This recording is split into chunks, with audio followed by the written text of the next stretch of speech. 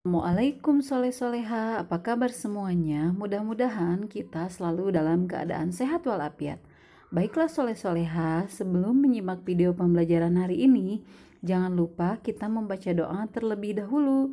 Bismillahirrahmanirrahim, Robbi zidni ilman warzuqni fahman.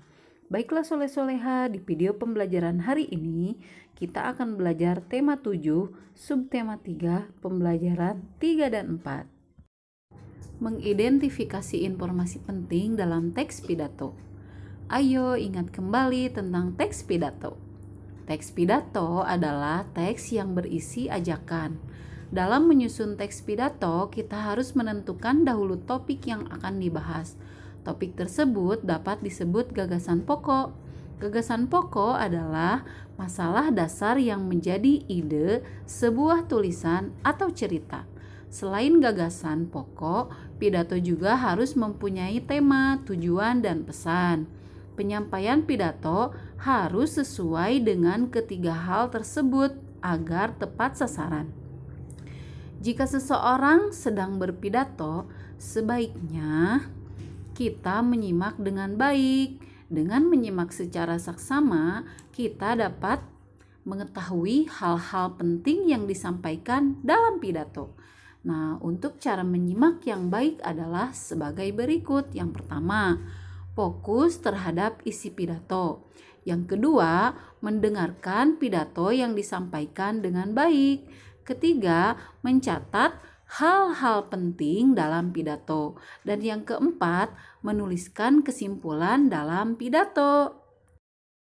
Penerapan nilai-nilai gotong royong dalam kehidupan sehari-hari.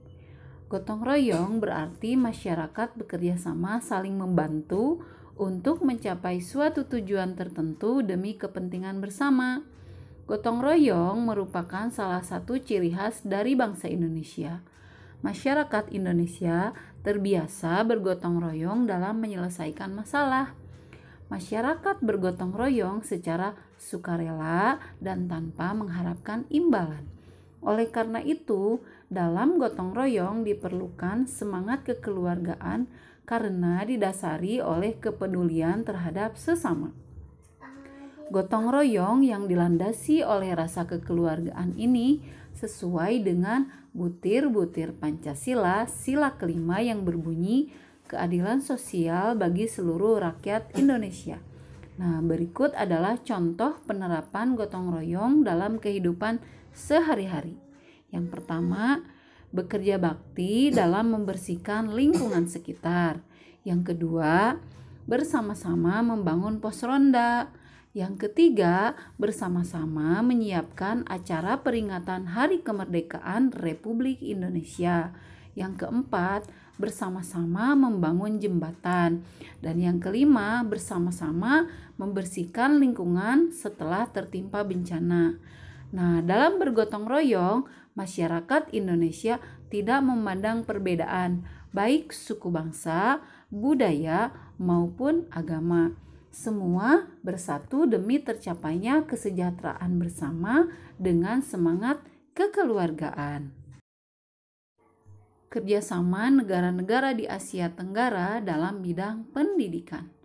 Banyak program yang dilakukan oleh negara-negara ASEAN sebagai bentuk kerjasama dalam bidang pendidikan. Salah satunya adalah pertukaran guru dan pelajar. Selain pertukaran guru dan pelajar, negara-negara ASEAN juga melakukan beberapa kerjasama yang memiliki peran dan fungsi sebagai berikut. Yang pertama, deklarasi kerjasama pendidikan yang bertujuan mencapai masyarakat ASEAN yang peduli terhadap pendidikan. Jumlah anak yang putus sekolah di beberapa negara ASEAN masih sangat tinggi. Deklarasi ini mengajak negara anggota ASEAN untuk bersama-sama mengatasi permasalahan tersebut. Selain itu, deklarasi ini juga berfungsi sebagai pendorong penyediaan sarana pendidikan dan tenaga pendidik yang memadai. Jika sarana dan tenaga pendidikan sudah memadai, kesejahteraan masyarakat pun dapat tercapai. Yang kedua, pelaksanaan program pertukaran pelajar se-ASEAN Program ini berperan meningkatkan daya saing siswa dalam bidang pendidikan, karena hanya siswa-siswi berprestasi yang dapat mengikuti program tersebut. Kerjasama ini juga mendorong berkembangnya wawasan dan pengalaman para pelajar terhadap ragam budaya di ASEAN. Keempat, kerjasama di bidang ilmu pengetahuan dan teknologi. Kerjasama ini diwujudkan melalui kegiatan penelitian bersama. Dan yang kelima, kerjasama untuk meningkatkan kualitas sumber daya manusia sehingga mampu bersaing dengan masyarakat dunia. Indonesia merupakan negara yang turut berperan aktif dalam kerjasama di bidang pendidikan.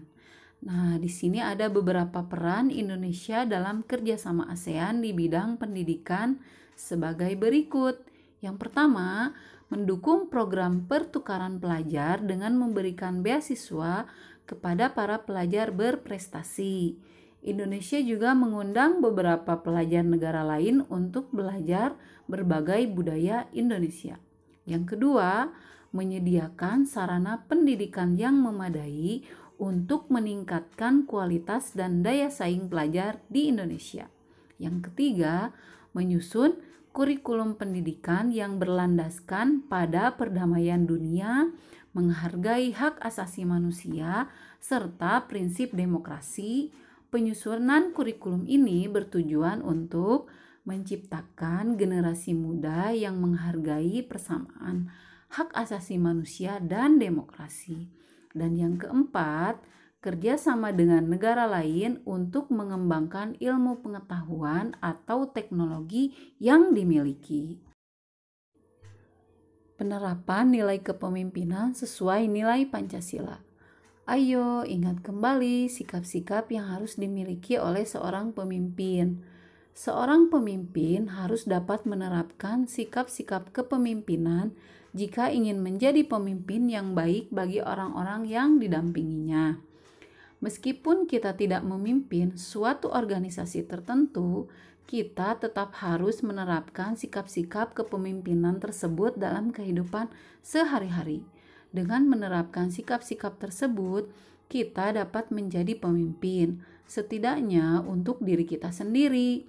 Dengan menjadi pemimpin bagi diri kita sendiri, maka kita dapat menjadi manusia yang lebih baik dan dapat menjalin hubungan yang baik pula dengan orang lain. Agar dapat menerapkan nilai kepemimpinan dalam kehidupan sehari-hari, kita harus menerapkan sikap-sikap berikut. Yang pertama, bertanggung jawab saat mengerjakan tugas, baik tugas individu maupun tugas kelompok. Yang kedua, bekerja sama secara baik dengan orang lain. Yang ketiga, mementingkan kepentingan bersama dibandingkan kepentingan diri sendiri. Yang keempat, mampu membuat keputusan atas suatu masalah. Jika kita sudah mampu menerapkan nilai kepemimpinan dalam kehidupan sehari-hari, akan banyak manfaat yang dapat kita peroleh. Manfaat tersebut diantaranya kita dapat menjadi orang yang lebih bertanggung jawab, lebih disiplin, dan memiliki nilai kepedulian yang tinggi. Dengan semakin banyak orang yang menerapkan nilai kepemimpinan dalam kehidupan sehari-hari, maka kualitas masyarakat Indonesia dapat semakin baik dan Indonesia dapat menjadi negara yang lebih maju. Bahan dan teknik pembuatan patung. Bahan pembuatan patung terdiri atas bahan alam dan bahan buatan. Bahan alam pembuatan patung yang paling mudah didapatkan yaitu tanah liat. Teknik pembuatan menggunakan bahan tanah liat juga mudah. Ada beberapa teknik yang dapat dilakukan untuk membuat patung. Teknik pembuatan patung terbagi menjadi 3 macam, yaitu teknik butsir, pahat, dan cetak. Teknik butsir merupakan teknik dengan cara memijat-mijat bahan, mengurangi bahan, dan menambah bahan sampai membentuk bentuk yang diinginkan. Alat bantu membutsir adalah alat butsir. Bahan yang dapat digunakan pada teknik butsir yaitu tanah liat dan plastisin. Teknik pahat merupakan cara pembuatan patung dengan mengurangi bahan sedikit demi sedikit. Alat bantu yang digunakan yaitu pahat dan palu. Bahan yang digunakan pada teknik pahat yaitu kayu dan batu. Yang ketiga, teknik cetak merupakan pembuatan patung dengan cara membuat cetakan. Menuang bahan ke dalam cetakan, kemudian membuat cetakan. Bahan yang digunakan biasanya gips. Baiklah soleh-soleha, demikian video pembelajaran hari ini. Untuk hari ini tidak ada tugas, kalian hanya menyimak saja.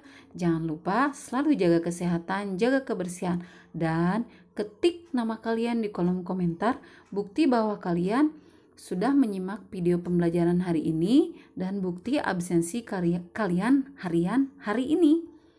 Billahi taufiq wal hidayah. Wassalamualaikum warahmatullahi wabarakatuh. Sampai jumpa di video pembelajaran berikutnya.